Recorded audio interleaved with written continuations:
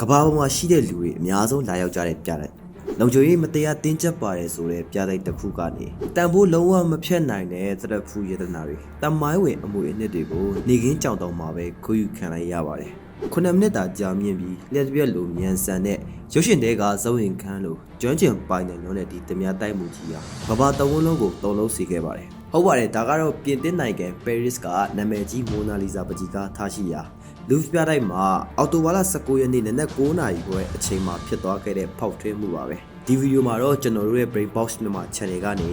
ဒီရဲတင်းလုံးနဲ့ဓမြတိုက်မှုကြီးဘယ်လိုဖြစ်လာခဲ့ရလဲတကိုးတွေကပြတိုက်ကြီးရဲ့အားအနည်းဆုံးအစိတ်အပိုင်းကိုဘယ်လိုတီးနေခဲ့တာလဲဘယ်လိုပစ္စည်းတွေပါသွားခဲ့လဲဆိုတော့ကိုဒီနေ့ဗီဒီယိုကနေပြောပြပေးသွားမှာဖြစ်ပါတယ်မယုံနိုင်စရာ9မိနစ်စီမံကိန်းတကိုးတွေဟာပြတိုက်ရဲ့စမ်းမြစ်ဘက်ခြမ်းမျက်နှာစာမှာရှိတဲ့အဆောက်အုံပြင်ဆင်နေတဲ့နေရာကိုအခွင့်ကောင်းယူခဲ့ပါတယ်ပရိဘောကရုပ်သိမ်းတဲ့လှေကားရင်ချယ်ရီဘက်ကတစည်းကိုအသုံးပြုပြီးဆောက်လုပ်ရေးအလုပ်သမားဝတ်စုံတွေနဲ့ပထမထက်ပြတင်းပေါက်ကိုတက်သွားပါတယ်သူတို့ရဲ့ပြစ်မှတ်ကတော့ပြင်တစ်တော်ဝေရတနာတွေထားရှိတဲ့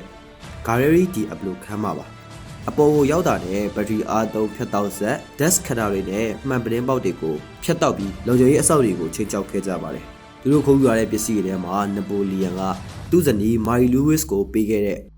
ညနေစိန်လေဆွဲအပါ19ရာစုကတော်ရင်လက်ရဖိုးတန်ကြောင်းမြရတနာ9ခုပါဝင်သွားခဲ့ပါတယ်။အောင်စရာကောင်းတာကနပိုလီယန်3ရဲ့ဇနီးမိဖုရားဦးဂျီရဲ့စိန်နဲ့မြချေထားတဲ့တရက်ဖူကြီးဟာတခိုးတွေအလော်ကြီးထွက်ပြေးရင်းမှာပဲလမ်းမှာကြာကြံခဲ့ပါတယ်။ခိုးယူပြီးရတဲ့သူတို့ဟာလာလန်းတိုင်းပြန်ဆင်းသွားပြီးလေကားပါတဲ့ရေကိုမီးရှို့ဖို့ကြိုးစားခဲ့ပါတယ်။အဲဒီနောက်မှာတော့စကူတာတွေနဲ့လင်းမြစွာထွက်ပြေးပြီးလွတ်မြောက်သွားခဲ့ကြတာပါ။တမိုင်းဝင်ကြောင်းမြရတနာတွေရဲ့တန်ဖိုးကတော့ဒေါ်လာတန်ပေါင်းများစွာမကအဖိုးတန်ပြီးတော့တန်ဖိုးတောင်ဖြတ်လို့မရဘူးလို့ပြောနိုင်ပါတယ်။ဒါပေမဲ့တကိုးရဲ့ရွေချက်ကတော့ဒီတမိုင်းရဲ့တန်ဖိုးကိုလောကကြီးမဆိုင်ပါဘူးအနုပညာလက်ရာပြန်လဲရှာဖွေရေးရှိနေခရစ္စတိုဖာမိုင်းနယ်လိုကျွမ်းကျင်တဲ့သူကတကိုးတွေကမှတ်မိလွယ်တဲ့ပကြီကားတွေထက်ခွဲခြားစိတ်ဖြာလို့ရတဲ့ကြောင်မြင့်တနာတွေကိုပဲပိုလိုချင်ကြတယ်လို့ရှင်းပြခဲ့ပါတယ်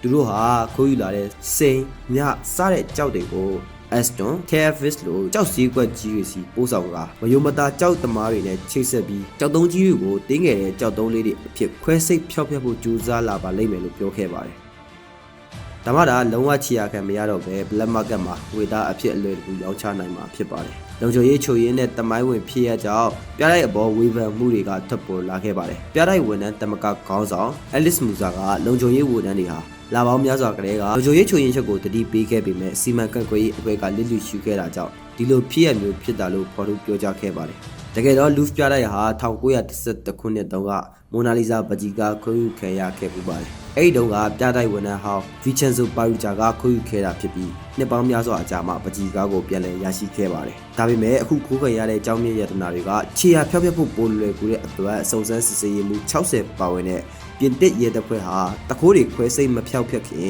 အချိန်မီဖမ်းဆီးဖို့အချိန်နဲ့တပြေးညီစူးစမ်းနေကြပါတယ်ပြင်တစ်တမန်တော်ကိုယ်တိုင်ကလည်းဒီခိုးမှုဟာကျွန်တော်တို့ရဲ့တမိုင်းဝေအမွေနှစ်တွေကိုတိုက်ခိုက်တာဖြစ်တယ်လို့ပြောခဲ့ပါတယ်ကမ္ဘာပေါ်မှာလုံခြုံရေးအတင်းကျပ်ဆုံးဖြစ်တဲ့ပြတိုက်ကြီးတောင်မှာနှစ်ကြိမ်တိုင်ခိုးယူဖောက်ထွင်းမှုတွေဖြစ်သွားခဲ့ပါပြီဒီအကြောင်းအရာနဲ့ပတ်သက်ပြီးတော့ပိတ်သက်ကြီးတို့ရဲ့ထင်မြင်ယူဆချက်တွေကိုလည်း comment မှာရေးခဲ့ပေးပါဦးနောက်ထပ်စိတ်ဝင်စားစရာကောင်းတဲ့တမိုင်းဝေအမွေနှစ်ကြောင်းတဲ့ဗီဒီယိုတွေကိုကြည့်ရှုရှင်နေဆိုရင်ကျွန်တော်တို့ရဲ့ channel လေးကို subscribe လုပ်ဖို့မမေ့ပါနဲ့နောက်ဗီဒီယိုမှာပြန်ဆုံကြပါမယ်